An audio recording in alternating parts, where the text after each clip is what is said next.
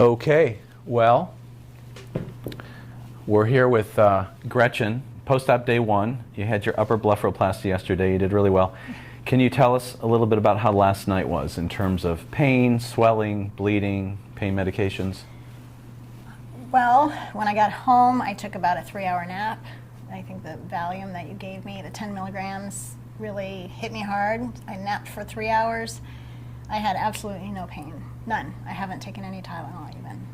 Okay. I iced several times last evening before bed. I never had any bleeding. I slept through the night, and I feel great this morning. Okay. I know I'm pretty puffy. Well, things look great. Go ahead and look in the camera if you don't mind. And I just want to point out a few things. So yesterday during the surgery, so we're about 24 hours, maybe 25 hours from surgery. We talked about when we were closing the incision over here that there might have been a little bit of bruising, and you can see there's a little discoloration in her upper lid here. If you can see, there's a little blue suture. You saw us put it in. It goes back and forth underneath the skin, and it ends way out here, and that's what we'll be removing next week. There are a couple interrupted sutures, one here, and one here on this side. You can see that her left eye actually looks a little bit less bruised, but this is all swelling, and this will last for some time. Over the course of the healing period, the recovery, if she wears mascara, she may notice some numbness in the central portion of her lashes here. Right now, things are swollen. She probably doesn't care too much about it. So today when you woke up, did things look better or worse than how they looked? Right now, they were much puffier this morning when I woke up. And as the day has gone on, the swelling has gone down a bit, but my eyelids still feel pretty heavy, and I feel like I'm blinking in slow motion. Okay, yeah. And do you have dry eyes at all? Slightly. Okay. Yeah, they feel slightly dry.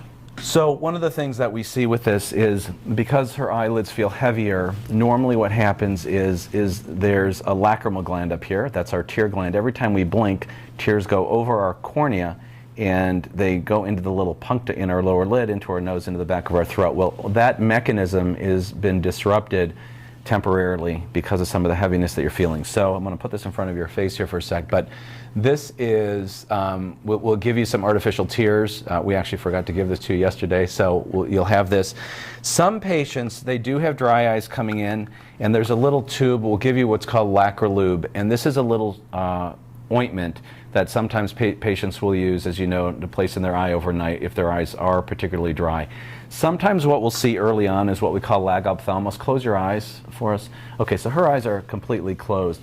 Sometimes what we'll see is the eyelid maybe doesn't close all the way. It's a couple of millimeters open. There's nothing wrong with that. That's called lag ophthalmos, and that will close with time.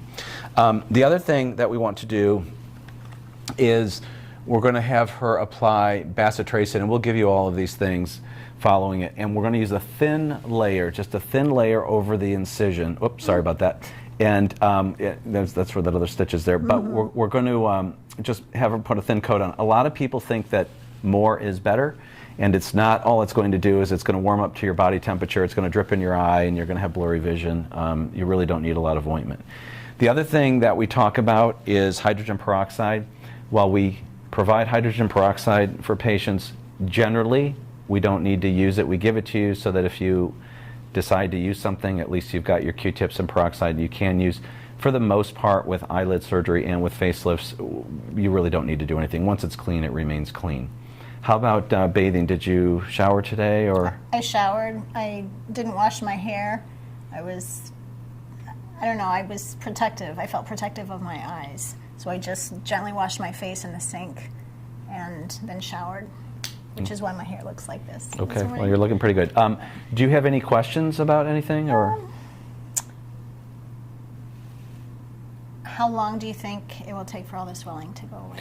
Yeah, that's a good question. So one of the things that I think you mentioned earlier is, so obviously the swelling starts up here, and it's going to migrate. It's going to follow the path of least resistance into our face, into our cheek. And you might even feel it. Some people say that kind of when they smile or they look down, they can actually see some of their cheek, you know, through their vision. So you'll notice that as we hopefully will follow this daily here, this reddish, purplish stuff, the little bruise, will look a little bit yellow, a little bit green, and drift. One of the things that I say with upper blepharoplasty is every day, every week, every month, this gets better. It truly does. You can already start to see the results, so you kind of get excited. Sometimes for patients who have a lot of hooding and they don't see their eyelid normally, it's kind of a weird thing, because what you're seeing is you're seeing your eyelid for the first time, but it's swollen. Okay, so anyway, to answer your question, when we take the sutures out, you're going to be looking pretty good next week, but it's going to be weeks before it settles down. You're probably going to be in really good shape, though, even next week when we take the sutures out, so you'll feel pretty good.